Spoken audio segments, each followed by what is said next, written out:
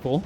And then on the other side of things, for Lox, it's like, getting in can be difficult, but you do have a disjoint, and so if I smack the Fox enough, maybe I can kill her, but she is at a weird combo weight for Lox. So when he goes for up throw, at lower percents, maybe you can get a back air, but you're going to be fishing for up throw, up air, up throw, back air around like up to like 40-ish%, and then after that, you kind of got to get creative. There's not really much you can do. Maybe you down throw and go for a tech chase, but it can be hard to find that opening. You really have to kind of chip away at her, and then once you get enough damage, start fishing for those final hits. Yeah, this matchup always feels like it comes down to how effectively can the Fleet. Oh, hello. Oh, God. Can the Fleet play off stage, which AJ's immediately trying to set up, but a big down tilt. Who's for it all? Big risks from both sides early in this game, number one. It's like Air Gordon wants immediately to represent the edge guarding threat, and Dysar wants to immediately represent, like, hey, if you DI wrong or are looking for a wrong read, I'm going to swing extra ferociously at you. Oh, and here's what I'm talking about. Immediately getting sent off stage here, trying to get back, forced to side special. We don't see any aggression, but it doesn't matter. You just wait, float, and then pick your moment to strike, and just like that, the first stock has been sealed. Those high floats, pretty risky to do against Loxodont since he's big enough in order to reach those heights just in general. But if you can find the right timing for just about any option, you can always stuff it out. A lot of F-tilt coming out from Air Gordon thus far. It's been seemingly a lot of their premier grounded starters. A lot of dash attack, a lot of F-tilt, wanting to say, like, hey, Dice, get off the ground and then deal with me in the air. Yeah, I mean, absolute destruction we're seeing on the side of Air Gordon so far, right? I mean, this fleet is looking like an absolute monster. These combos are so relentless. Dice are not really getting much of a chance to play here. Maybe you need to start rolling the dice a little bit so you can maybe somehow have luck on your side, because this fleet is close to 3-stocking, but as I say that, a nice reversal down air is going to go ahead and bring things back a little bit. Yeah, it's a rough one. Special get up in order to try and have this arrow out. Dysar finds the ledge early, has been picking early timings a lot here, Flambo. Instantly trying to get the ledge, instantly up the Aether. Gotta be careful if you're Air Gordon, though. You don't want to get caught by just about any of those early swings. Instead, the instant tech roll, not trying to play any delay timing, so Air Gordon knows he can just charge that forward smash. You're covering the entire space, and the forward strong takes a stop. Yeah, no, this one's rough, right? Because on the side of Dice R, you really need to pick and choose when you're going to swing in the neutral game here, because if you whiff, I mean, Loxodont just has some pretty laggy moves in general, but a character like Fleet has such an easier time comboing Loxodont that you don't want to give her free opportunity, right? Meanwhile, on the other side, if you're not being pinpoint with your hitboxes, it's just going to be very skewed in the Fleet's favor, because you're just not getting enough mileage out of the connections you're making. Already starting off trailing behind is going to be a huge punish here for Air Gordon, and Dice are seemingly not getting much of a chance to play. Yeah, consistently just battering down the hatches as Air Gordon. Like, hey, if you're going to try and play a little bit slower and try and play a little grounded, I'm going to make you get off the spot. Half the time, the biggest problem against Loxodont for any players unfamiliar with the matchup is trying to get the elephant to move. But once you get him off in midair or down into the corner away from his magma, then everything can start to fall into place. Exactly, yeah. If Loxodont's not camping under a platform, he's actually it's tough. He's not doing too much, And we can see a pretty ambitious neutral B charge there coming up from Air Gordon. Still trying to, or rather not from Dice R, but either way, this is kind of weird here. I would love to see, I'm a Loxodont fan myself. Oh, as I say that, the Lox gets popped, right? Dice R once again getting sent back down. But Air Gordon, I mean, take him to the skies. It's rough out here.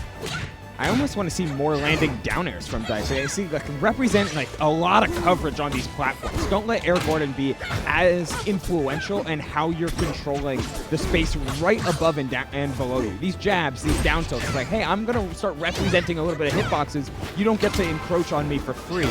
Try for the tornado, and the huge trade off of the magma burst instantly makes up for that back air. Dice are not far behind. And keep in mind, this is all best of 5. It's got plenty of time to change up your tempos. And hopefully that's exactly what we see happen, because wait, nice little opportunity here. You see Dice are trying to make a little cheeky thing happen. It's not going to quite work. A nice little crouch cancel into a nice little float in air from Air Gordon's going to go ahead and turn the tides. And I mean, trading with Lox, I think, isn't too bad in this matchup for the Loxodont, because the Loxodont's going to be able to KO the Fleet much earlier. So it's like, yeah, you're going to use your health as a resource a bit. Oh, beautiful down tilt. It's not enough. 2? Yeah, that's definitely going to have a juice. That move is so powerful. Absolutely. I was expecting like a ledge grab or some sort of different mix-up, but hey, Dysar's got the timing down, and you can flex that immensely against any recovery where you know, like, oh, I've got a fleet recovering at this angle specifically. It's time to cash out. Oh no! Do we get the wall jump in time? You don't. That's unfortunate. SD from Dysar, kind of trying to smile it off a little bit. We're gonna hop back into another match, but Air Gordon taking 2 games now. That means you're going to have to do the reverse 3-0 if you're Dysar. I don't know if I'm convinced, but where there's a will, there's a way. This matchup's just so hard. Like, it is hard. You have to, you're forced as Loxodont to play at such a different axis than how you want to because Fleet can approach at so many different angles. I would like to see Dysar like playing around those angles a little bit further. Like if Air Gordon is always going to hover at that like low diagonal, let the up strongs rip, let the up tilts rip. Like don't let Air Gordon take space for free. Yeah, because worst thing that's going to happen is that Fleet's going to come down with a nair or a forward air, and you can go ahead and try your best to either floor hug it or crouch cancel it and get out. But you do just want to be swinging that axe and making it a threat, right? That up strong is a great call out I think you're putting out there. As well as, like, you're allowed to represent the meatball a little bit more, too, if she's committed to staying in the air. Throw that hitbox out here. You know it's not going to get parried. Might get hit, but it's not going to get parried. Good call there, finally. Like, we've been seeing a lot of, like, down tilt to set up Magma or things that are very low committal in order just to get a little pool of magma, get that first charge online. But Meatball hasn't been used more than just pull it and let it go. Yes, exactly, right? You love, especially when you have like players like Rot, for example, who, oh my gosh, hold on, it's wild. The elephant is just so big. Very massive, but that back air also pretty big.